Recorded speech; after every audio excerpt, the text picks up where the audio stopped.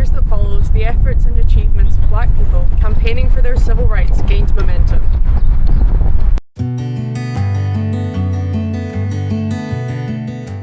During the Second World War, black servicemen fought a war on two fronts, against the Germans in Europe and against discrimination at home. This was known as the Double V campaign. In August 1955, a young boy named Emmett Till from Chicago was brutally murdered in Mississippi, and his murder kick-started a new wave of civil rights activism, in which new tactics were formed. Following the success of the Montgomery bus boycott, the Southern Christian Leadership Conference was formed in 1957. Led by Martin Luther King, it aimed to establish democracy and end of segregation using non-violent methods. This film will look at the effectiveness of the civil rights movement in achieving its aims in terms of desegregation, voting rights, housing, education, employment and black empowerment. In February 1960, 4 black students didn't leave the all-white Woolworths cafeteria in Greensboro, North Carolina after being told to. Other students took up and retained the seats day after day, and as a result forcing the cafeteria to close. One of the 4 protesters in the Woolworths sit-in in Greensboro was Joseph Alfred McNeil, who later went on to become a Major General in the Army. He fought in the Vietnam War in an operation called Arclight and Operation Young Tiger. He won 27 medals for his service in the American Army. This was effective in meeting the needs of black Americans because it sparked numerous sit-ins across the South, involving over 70,000 students who were better educated than their parents and who were more impatient with the slow progress of the civil rights movement. Not only did the number of sit-ins across the South grow, but the media coverage was huge, piling more and more pressure onto the government. The sit-ins also proved that direct action had to be the new focus for black activism and the achievement of the civil rights. However, this could be seen as less effective in meeting the needs of black Americans because when black students set up the SNCC, inter-organisational strife increased. The SNCC also accused the SCLC of keeping donations intended for the SNCC, which caused trouble for many other civil rights organisations. The Congress of Racial Equality believed that passive resistance was a way to effectively spark change and achieve civil rights for black people.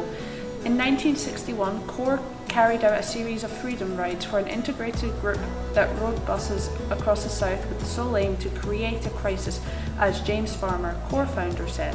The freedom rides counted on bigots to do the work for them. The attacks on the Freedom Riders were atrocious. They were hit with clubs, attacked with chains, and the buses they were on were burnt. As a result of the attacks, reinforcement riders had to be sent in by the SNCC to Anniston, Alabama.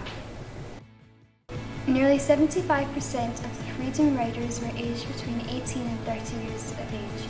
Not all of them black, and a quarter of them were women. One of the protesters, John Lewis, went on to become a US congressman. This was effective in meeting the needs of black Americans because the Southern white racism and lawlessness was publicised, and this then led to Attorney General Robert F. Kennedy and the Interstate Commerce Commission to try and enforce the Supreme Court rulings on desegregated interstate travel in November 1961. This therefore was a step in the right direction in achieving civil rights, as the government had to push further in achieving civil rights to help dampen the bad publicity. However, this could be seen as less effective in meeting the needs of black Americans because despite the positive outcomes made by Freedom Riders, black division still continued.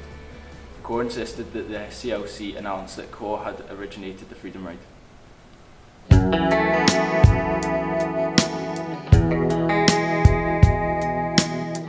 Birmingham was known as one of the most segregated cities in the USA. The city was notorious for police brutality, and the local activities of the KKK were amongst the most violent in the country. That is why it was chosen by King, as he was expecting heavy white resistance and violence, hoping to gain national attention. King placed about 900 children at the front of the protest between the age of 6 and 18. The children were arrested on the first day, but by the third day, many police officers refused to attack protesters because of the media coverage. This was effective in meeting the needs of black Americans because the protests gained national attention, inspiring many protests across the South. King had successfully manipulated the media and shown that he could lead from the front and force desegregation.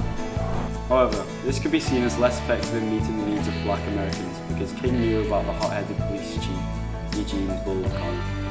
Connor was known for police brutality against black Americans, but King still endangered children as young as 6 for his protest. I am happy to join with you today in what will go down in history as the greatest demonstration for freedom in the history of our nation. The March on Washington took place on Wednesday, 28 August 1963. The aim was to encourage the passage of the Civil Rights Bill and promote black employment opportunities. More than 200,000 interracial protesters gathered in the shadow of the Lincoln Memorial to demand equal rights. Martin Luther King delivered his famous "I Have a Dream" speech. I have a dream that one day on the red hills of Georgia, the sons of former slaves and the sons of former slave owners will be able to sit down together at the table of brotherhood. I have a dream. The march was organized in just 2 months. It was also noted by the Baltimore Sun that only 3 people were arrested, none of whom were black.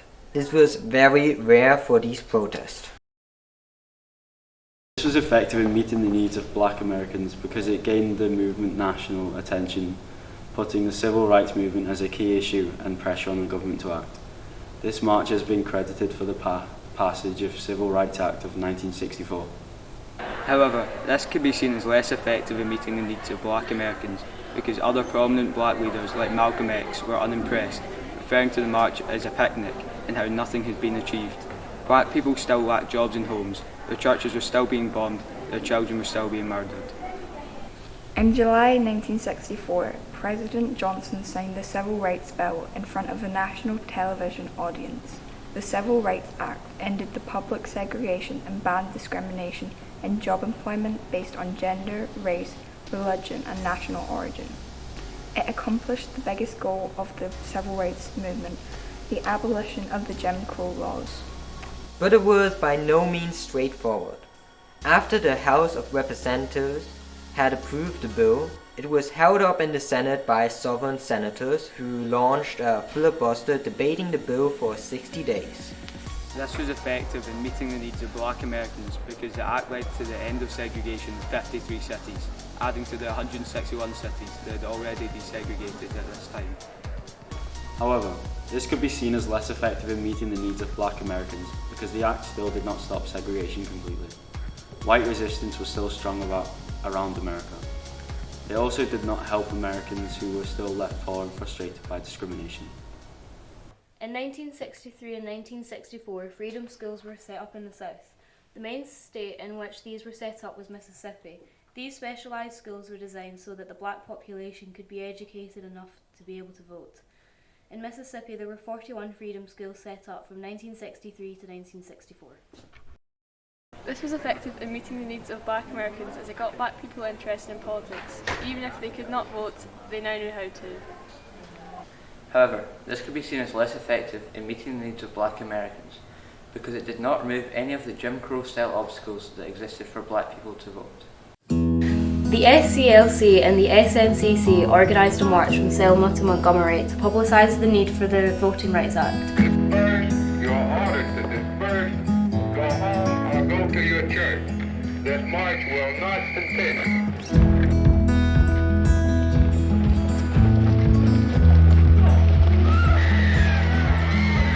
From the march, television viewers saw state troopers attack the marchers with clubs and tear gas on what was called Bloody Sunday that aroused nationwide criticism of Selma whites. In the letter written to the New York Times in February 1965, Martin Luther King wrote, "This is Selma, Alabama. There are more Negroes in jail with me than there are in the voting rolls." This was effective in meeting the needs of black Americans because Bloody Sunday prompted Congress to pass the Voting Rights Act in August 1965 and Jim Crow was legislated out of existence. However, this could be seen as less effective in meeting the needs of black Americans because the events in Selma worsened the relationships between different civil rights organisations, as the SNCC publicly criticised the SCLC for using people in the cities to make their point. then moving on, leaving activists betrayed and abandoned. The Voting Rights Act of 1965 disallowed literacy tests and constitutional interpretation tests. There is no constitutional issue here. The command of the Constitution is plain. There is no moral issue. It is wrong, deadly wrong, to deny any of your fellow Americans the right to vote in this country. They also established federal registrars, which prevented Southerners from disregarding the Act and continuing with their devices to enable white-only voters. This was effective in meeting the needs of black Americans because the number of black Americans elected in office in the South increased sixfold in the years 1965 to 1969, and then doubled between 1969 and 1980. However, this could be seen as less effective in meeting the needs of black Americans because there was still a need to get black people onto electoral registers. Even by 1980, the percentage of eligible black voters actually on the register was still lower than the number of eligible white voters on the register. There was still a need to convince black people that it was worth voting.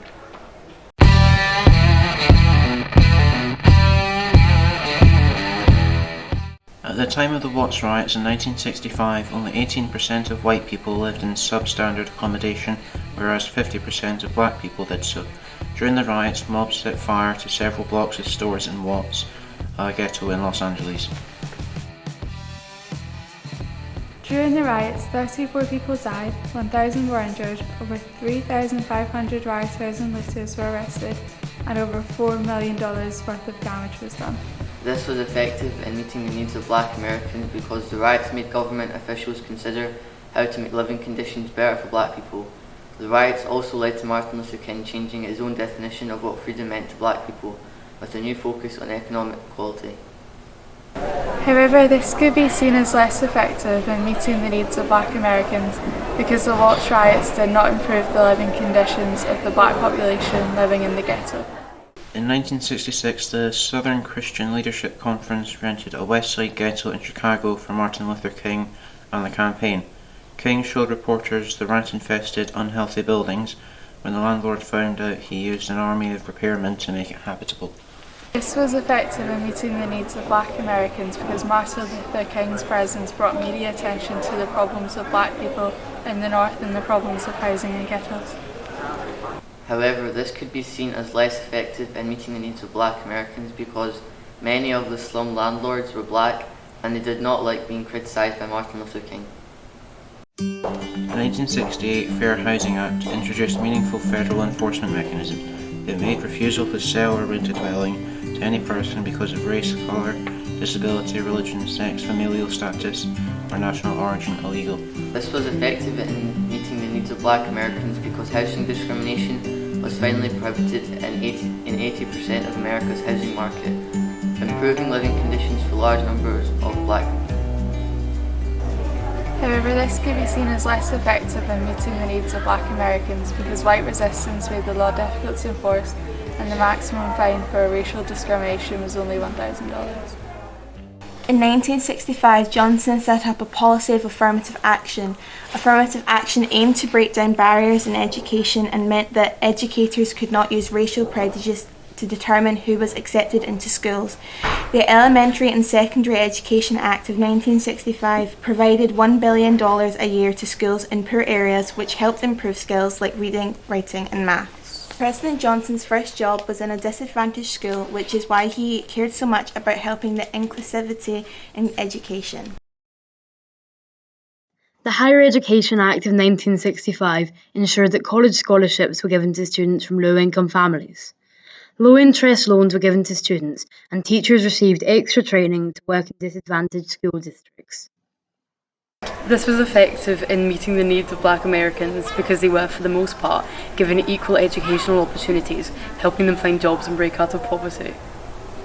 However, this could be seen as less effective in meeting the needs of black Americans because reluctant state officials did not like the government interfering in something that was previously state-controlled, as it meant that they lost the way of oppressing black Americans. In 1965, President Johnson signed Executive Order 11246. The purpose of this was to ensure that any unfair prejudice held by employers that was used to determine whether someone was given a job was no longer acceptable. President Johnson's attempts were very needed, as in 1959, 66% of black Americans under 18 were living in a home below the poverty line. In June 1965, Johnson spoke at Howard University in Washington, D.C. It is not enough just to open the gates of opportunity. All our citizens must have the ability to walk through those gates. And this is the next and the more profound stage of the battle for civil rights. This was effective in meeting the needs of black Americans because due to affirmative action, many black Americans had higher educational qualifications, and due to executive order, black people had an increased chance of accessing better and a wider variety of jobs. However, this could be seen as less effective in meeting the needs of black Americans because 36% of black Americans were still below the poverty line, and black Americans who had jobs were earning half of what white people were earning. The Black Panthers began as an organisation targeting police brutality against African Americans. They quickly became associated with the civil rights movement, coining and popularising the term Black Power. The Black Power movement brought African instruments, music and even hairstyles into American culture. This was effective in meeting the needs of black Americans because it gave African Americans a new image in the eyes of the public, as well as a new wave of self-respect and confidence. However, this could be seen as less effective in meeting the needs of black Americans because a black male macho culture was created that was anti-intellectual, anti-white and anti-female. Black power militancy actually led to a decline in the ability of African Americans to affect the course of American politics.